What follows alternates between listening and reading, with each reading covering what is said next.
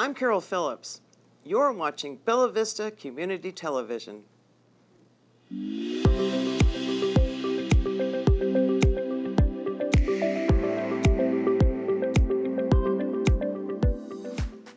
Welcome, and thank you for watching another episode of Let's Go Outside. Today we're going to talk about the Ozark Forest ecosystem, just a little bit, enough to pique your interest. An excellent book about the ecosystem that we live in Northwest Arkansas and in Bella Vista is this book. It's got more information than you probably would ever want to know, but it's a lot of really good information. There's a lot of books out there that are really good, and you can look it up on the internet, but something about holding a book makes things a little bit better, at least for me. As fall approaches, from year to year, we never know if we're going to have a mast year for tree nuts. Mast year, M-A-S-T, is a year when there is really kind of an overabundance of nuts. But squirrels, deer, turkey, other animals are going to feast on those nuts. And in future months from now, we'll have a lot of acorn trees and oak trees that are going to be coming up from those buried nuts. I have a photograph of some of the trees in our area.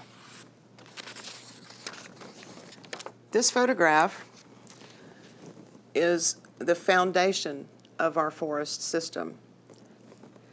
Abundance of birds, animals, plants, insects, all thrive on these trees. And there's over 60 varieties of trees in the Ozark Forest ecosystem. They're very important. And even fallen trees are equally as important because they provide homes to small mammals, to birds, to insects, lichens, and all sorts of wonderful other little things and small critters that can find a home there. One of the misconceptions about pine trees is pine cones. There are male and female pine cones. Female pine cones have seeds on them, and they are pollinated by male pine cones, which look completely different.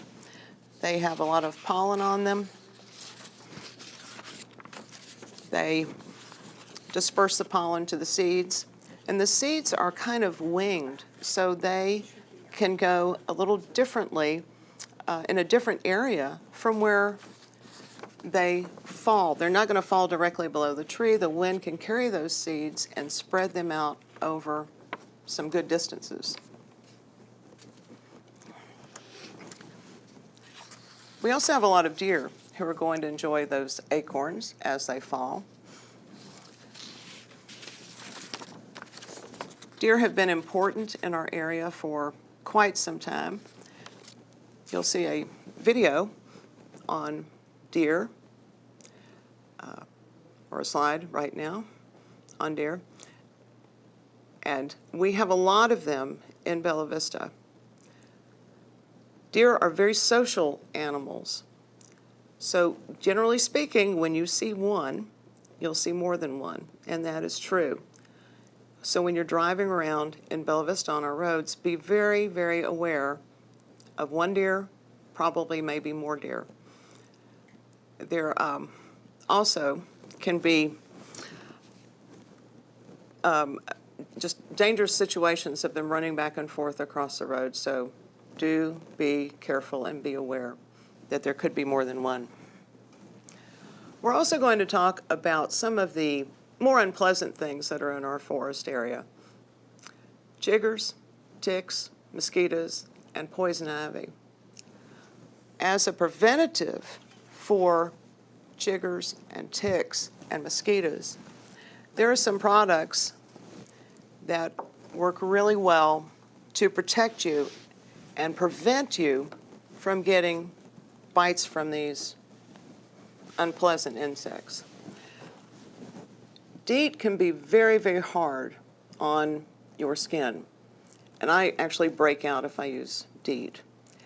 Natural insect repellents are sometimes effective on mosquitoes, but I have found, for me, they're not very effective on chiggers or ticks.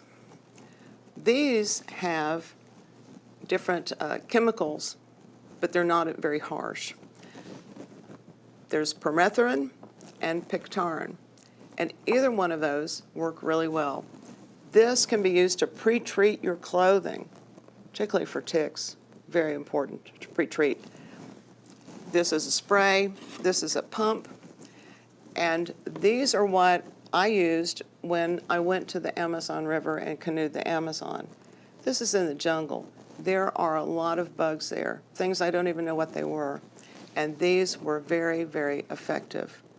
So keep in mind, you don't have to use something harsh like DEET. You can use something alternatively. I'm not necessarily recommending this brand, but I am recommending the concept of using permethrin and pictarin.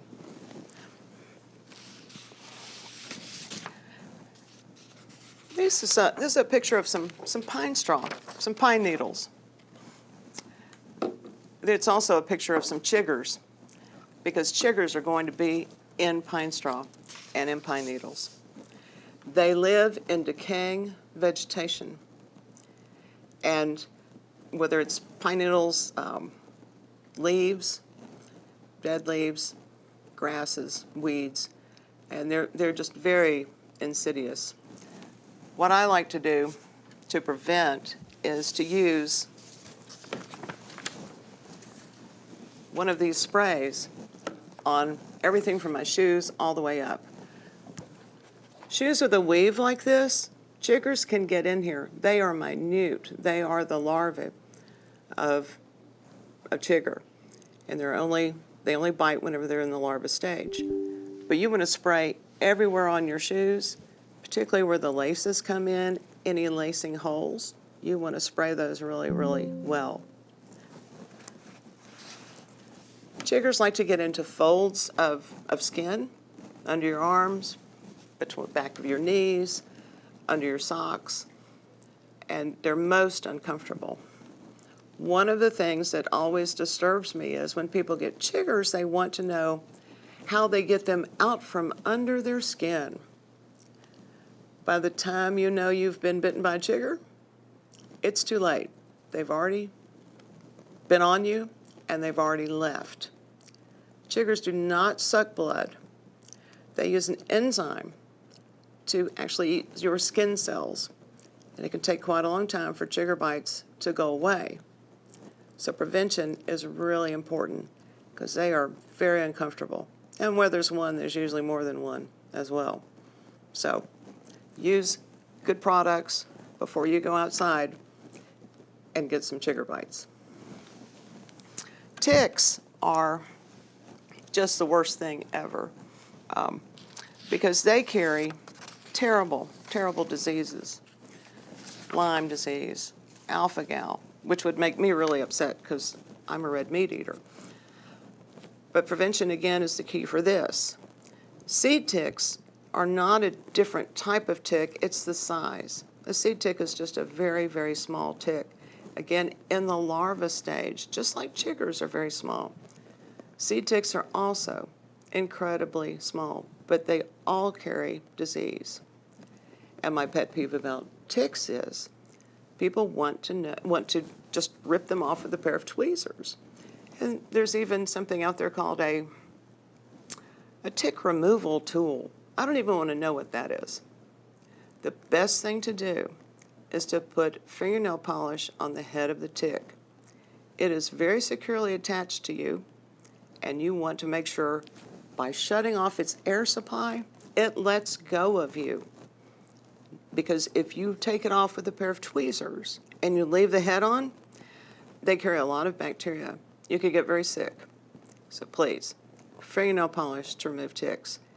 And seed ticks being so small, you really need someone to look at your body and make sure you don't have any of those on you. Mosquitoes. We do have them in Bella Vista, and they particularly like me. I've read documentation that it has to do with your blood type as to how much they're attracted to you. I don't know if that's true or not, but they sure do like me. And again, the same insect repellent products for mosquitoes are going to be good for you to use when you're outside. Mosquitoes like to hide in stagnant water, still water, like in a tire, a flower pot, maybe even the saucer for a flower pot that has standing water in it. So we want to do all we can to not have mosquitoes around, and certainly take precautions because of all the diseases that they carry, Zika and all sorts of other things. So look out for yourself and your family and your friends, and have plenty of mosquito repellent handy in the summertime.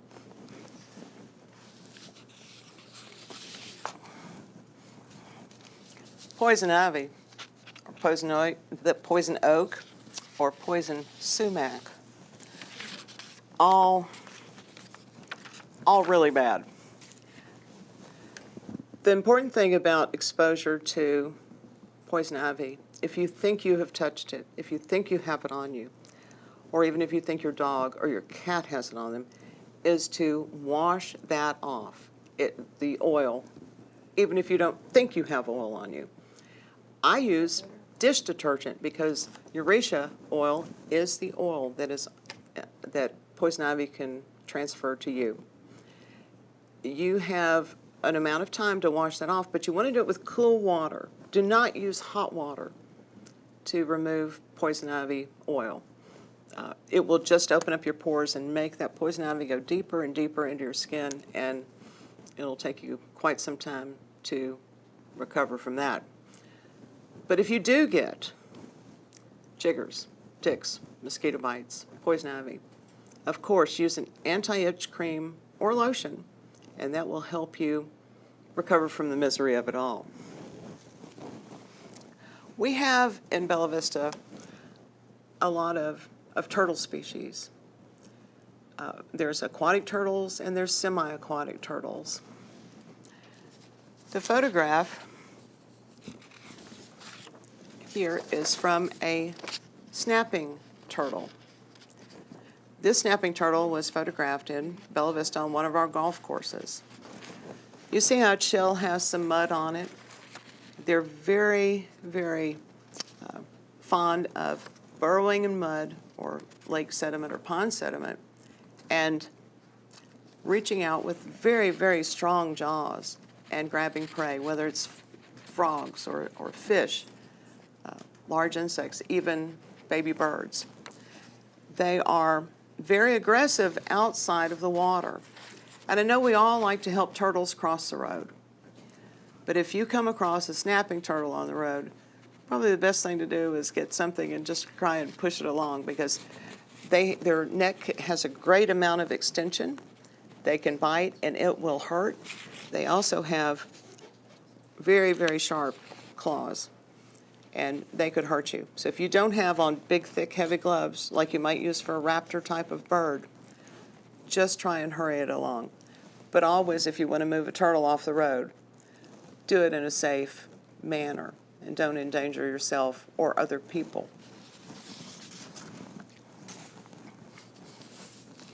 Another type of turtle that we have are soft-shell turtles. This is one that has just come out of the water in Bella Vista. It has a wonderful snout on the end. It also likes to bury itself, but with that snout, it can stay underwater for quite some time. It can actually absorb water through its skin, but it can also come up, and it has lungs, but they're not as strong as our snapping turtle's lungs or any other type of turtle. But I have a very leathery type of shell. It's not a hard shell like we would expect with another type of turtle. But see how, I don't want to say aerodynamic it is, but maybe water dynamic. It can glide through water fairly easily, and it's not a hard shell. I like the little pointy nose that they have. It's just really cute. Looks like a snorkel. And turtles also, because they are cold-blooded, they like to get on logs and warm up in the sun, as many reptiles do. An interesting thing that's going to happen this fall is turtles will brumate. It's a turtle version of hibernation, and they will do, if it's an aquatic turtle, they'll burrow into the mud or into the sediment. If it's a turtle like a box turtle, it will dig a tunnel and bury itself under there and try and get into a climate that is comfortable enough for it to survive. It's not hibernation per se, but it's much like hibernation, but it's called brumation.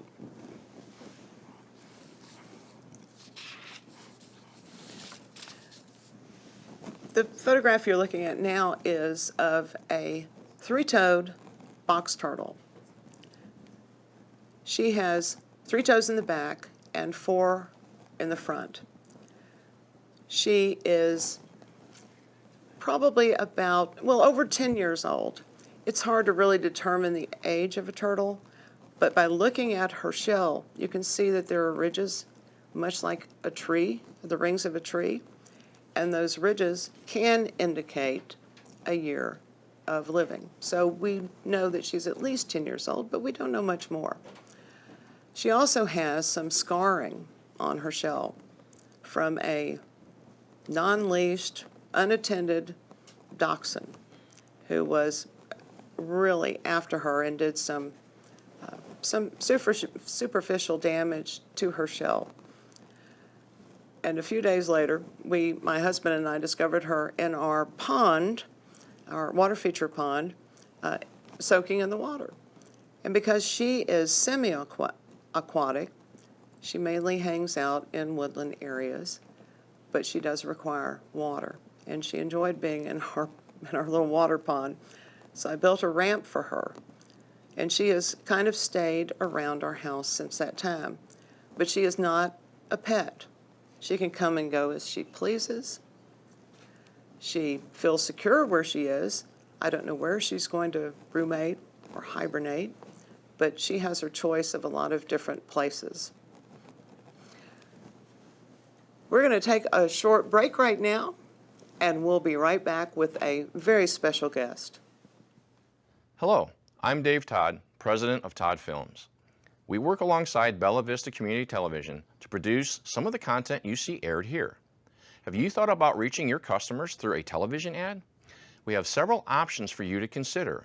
They range from coming to our studio here, or going to your place of business, or on location. Once you have your commercial, Bella Vista Community Television has several options for you to consider for airing your commercial.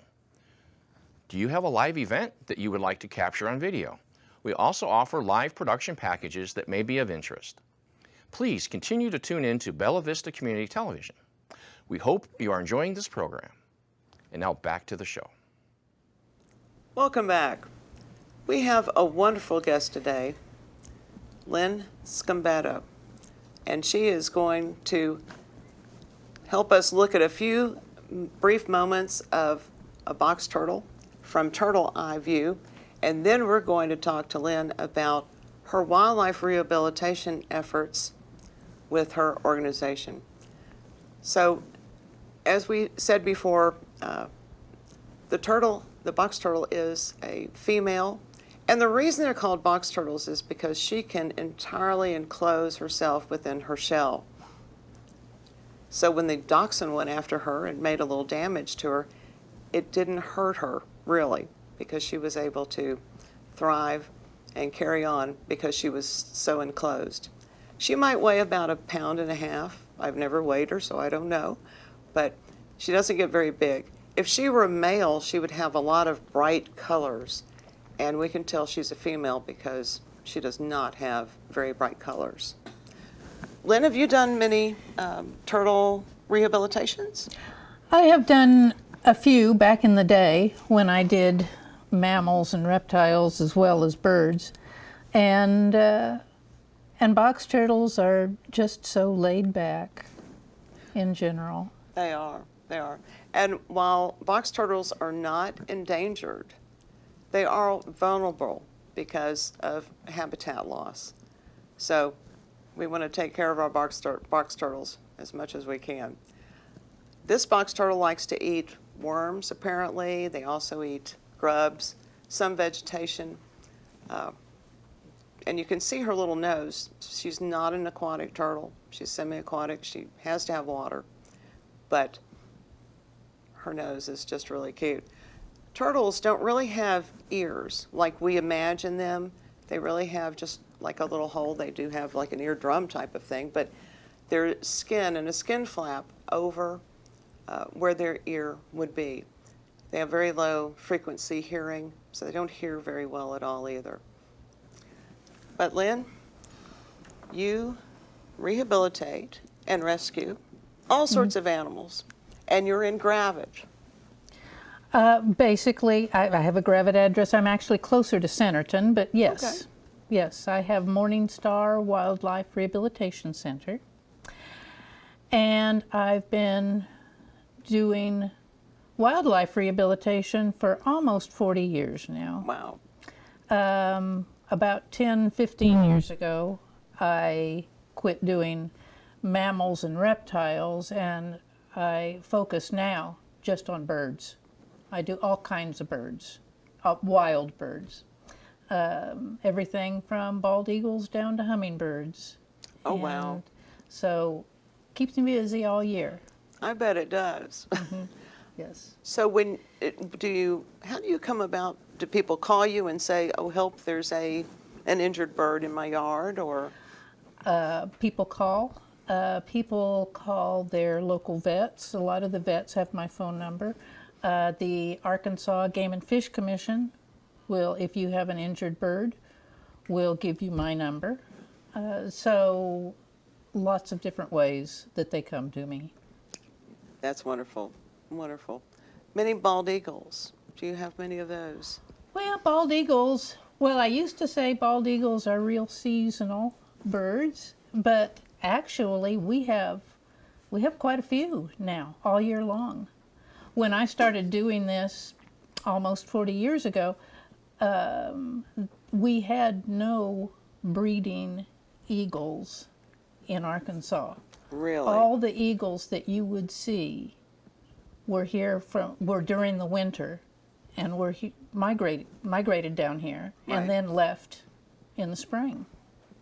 And we have gone from none to now. I kind of think Game and Fish doesn't even. They used to keep real good track of all the eagle nests, and now I think they've just said, well, we got plenty now. No need to count. That's a good thing. Yes, That's a good thing. it is. We have lots of eagle nests here in Benton County. I see a lot of eagles. I saw one Yeah. yesterday. I live on a lake, and one just swooped down and grabbed a fish, and away it went. It's really neat to see. And that was probably a local, just because, they start coming in, the migrant eagles come in anywhere from September to, we usually think they're all here by Thanksgiving, all the ones that are going to migrate down. But then they leave about February, March. So if you see any eagles during the summer, there are eagles. They're claim Arkansas them. eagles. We claim them. That's Yeah, good. That's yeah. good. There's a lot of talk nowadays about bird flu, Yeah. and I have stopped putting bird feed in my bird feeders because of concern for spreading of that. What do you recommend people do who are concerned about bird flu? Well, what we have found in Arkansas so far, and this is kind of in general, is it's going to show up in bigger birds and usually migratory birds. Spring and fall migration is when we're going to see it mostly, and even more in the fall from geese and ducks that are coming down, that are migrating down. And so that's where we see it mostly. We don't see it in songbirds so much. Of course, dead songbirds are not going to show up. You're not going to find, you find the dead hawk or the dead eagle or the dead goose, but not so much the songbirds. But we don't seem to see it that much in songbirds. I would say go ahead and put your bird seed out. What we do see around here is conjunctivitis, and it shows up in the finches, mainly house finches, because that's what's at a lot of people's feeders. But any of the finches, like goldfinches, will also have the conjunctivitis, and that's spread by contact. And that is one of those. If you have birds, and what you see is little finches whose eyes are swollen and are having trouble seeing. And if you see that, you can bring them to me. It's a long process. It takes a long time for them to really get over conjunctivitis, but they do eventually. But that's one of those things where then you need to take your feeders down and clean them in a bleach solution, you know. Right. But that's what's more apt to show up than the bird flu in the songbirds. Okay. And how do you treat conjunctivitis? A couple of different antibiotics, both in the water and topically.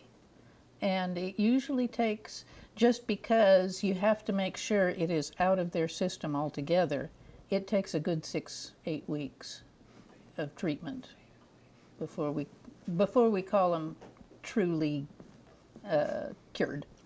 Right. Yeah, yeah. How often do you get birds who have been injured by flying into a car?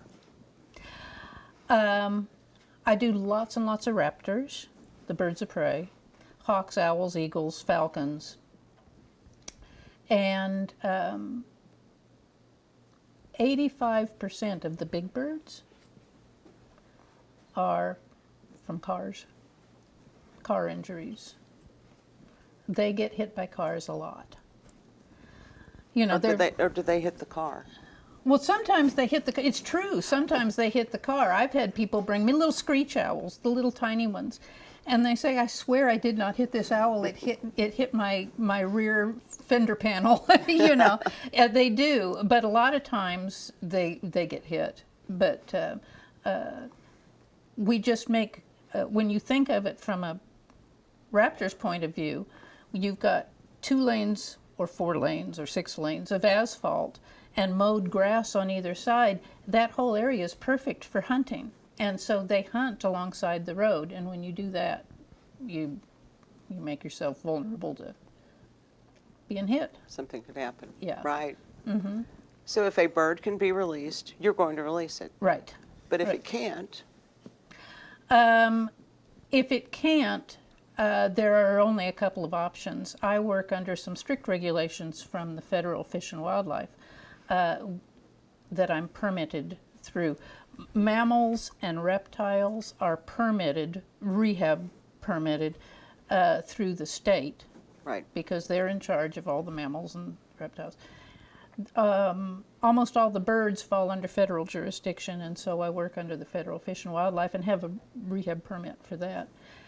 And if they can't be an unreleasable bird that can't fly or whatever, if they can't be placed in a zoo or a nature center or someplace like that, they have to be euthanized. Unless there's a good home for them. Number one, I don't have enough cage space to hold on to every bird that didn't make it, but also they have to have the right personality. The only birds I'm going to place are going to be birds. Some birds, the big birds, are just miserable in captivity. And then some of them have a little bit different personality, and they're okay with it. Give me 3 squares a day and I'm good, kind of thing. But a lot of them, when you've been wild, just don't like not being wild. And so euthanasia is a better option anyway. Well, I think it would be a great idea sometime if Let's Go Outside could come visit you. Sure. And do you go to schools or different organizations and share? I give programs. I have 3 birds that are on my permanent possession permit. that I take to schools, a lot of the state parks, and libraries, and this and that and the other. Igor, my turkey vulture, I've had for 26 years, and he loves it. He loves to get out and show off. The two owls, yeah, but Igor loves it. Yeah. That sounds wonderful. Well, I really want you to think about letting us come see you and showing your facility and all the wonderful things that you do. And I know it's greatly appreciated, particularly our bald eagle population that has come back in Bella Vista and in our area. Yeah. So, Lynn, thank you very much. Look forward to seeing you again in the near future. Sounds good. Thank you for watching. Let's go outside.